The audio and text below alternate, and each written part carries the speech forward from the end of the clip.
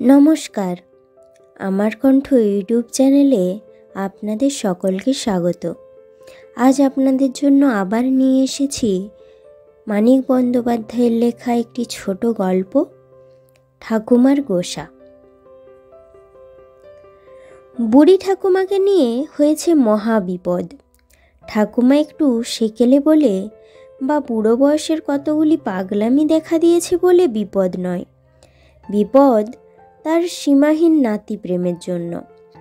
একটা নাতি, দিবারাত্রি তাকে নিয়ে নিজে পাগল হয়ে থেকে সকলকে পাগল করার উপক্রম করেছে, নাতিটাকে পর্যন্ত। বিমল ছোট থাকতে ঠাকুমার এই মারাত্মক দরদে বিশেষ কিছু আসে যায়নি, কিন্তু ছেলেটা এখন বড় হয়েছে, লেখাপড়া শিখে মানুষ হতে হবে। এখন ওকে নিয়ে দিনরাত এত বেশি বাড়াবাড়ি চালালে সেটা তো সর্বনাশের কথা। বিমল দোষ করলেও কেউ বকতে পারে না। বেশি পড়লে শরীর খারাপ হয় বলে বিমল পড়তে পাবে না। কেটে ছিঁড়ে যাবার ভয় আছে বলে বিমল অন্য ছেলেদের সঙ্গে অনেক রকমের খেলা খেলতে পাবে না। এমনই ধারা কত যে পাগলামি ঠাকুমার। দিনরাত বিমলের পিছনে লেগে আছে, চোখের আড়াল হতে দিতে চায় না। একটু হাঁচি দিলেই বিমলের সেদিন স্কুলে যাওয়া বন্ধ। বিশ্রী রকম আদুরে আর আবদেরে তো হয়ে দাঁড়িয়েছেই। এভাবে চলতে থাকলে বিগড়ে দিয়ে বধ হয়ে দাঁড়াবে, তাতে কোনো সন্দেহ নেই।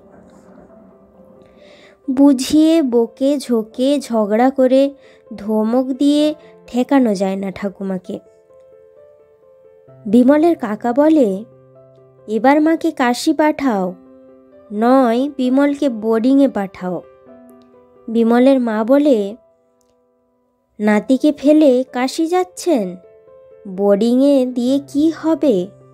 বুড়ি গিয়ে কি বোর্ডিংয়ে হাজির হবে না? মাঝে মাঝে সকলে মিলে খুব ধমক ধমক দিলে আধ ঘন্টা চেঁচিয়ে কেঁদে দু একদিন ঠাকুমা একটু গুম খেয়ে থাকে, আদর অনেকটা কমিয়ে নেন। তারপর যেই সেই আদুরে ছেলে বাদরামি করবেই। ঠাকুমাকেও মাঝে মাঝে ঠাকুমা গো, মেরে ফেললে গো চিৎকার শুনে পাগল হয়ে ছুটে যেতে হয়, এবং মানতেও হয় যে নিজের দোষেই বিমল মার খেয়েছে। 12 বছরের একটা ছেলে 3 বছরের বাচ্চার হাত থেকে লজেন্স কেড়ে নিয়ে রোয়াক থেকে ধাক্কা দিয়ে ফেলে দিলে প্রতিবেশী হলেও বাচ্চাটার বাবা মা তাকে পিটিয়ে দেবে বইকি। বিমলের মা মুখ বাঁকিয়ে বলে, ঘরের কাছে বলে ঠাকমা বলে চেঁচালে, ছুটে গিয়ে ছাড়িয়ে আনলে। দূরে বজ্জাতি করলে সবাই যখন মেরে গুঁড়ো করে দেবে, কে বাঁচাবে তোমার নাতিটিকে? তুমিই ছেলেটার মাথা খাচ্ছ। অনেকক্ষণ ঠাকুমার মুখ বিষণ্ণ হয়ে থাকে, নাতির আদর কমে যায়। আবার যেই সেই একটু সর্দি জ্বর হয়েছিল, সামান্য ব্যাপার। 3 দিন নাতির স্কুল কামাই করিয়েও ঠাকুমা খুশি নয়।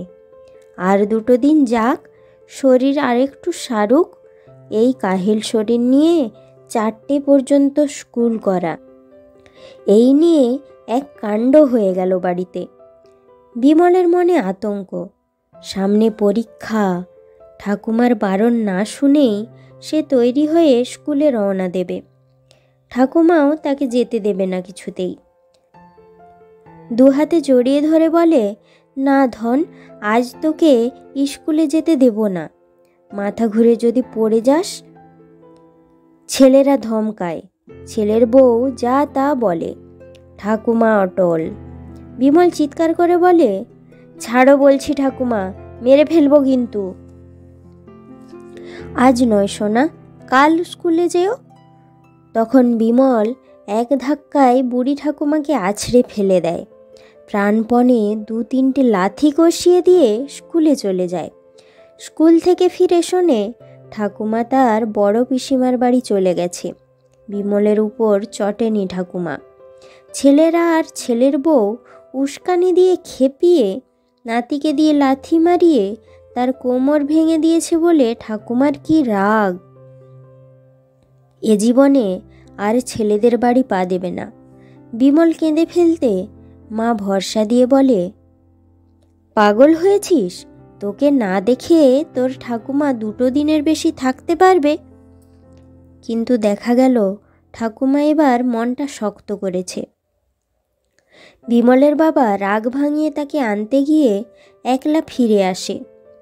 বলে রাগের জন্য নয়, রাগের মাথায় মা নাকি কি দিব্যি করেছিল, ফিরলে বিমলের নাকি অমঙ্গল হবে।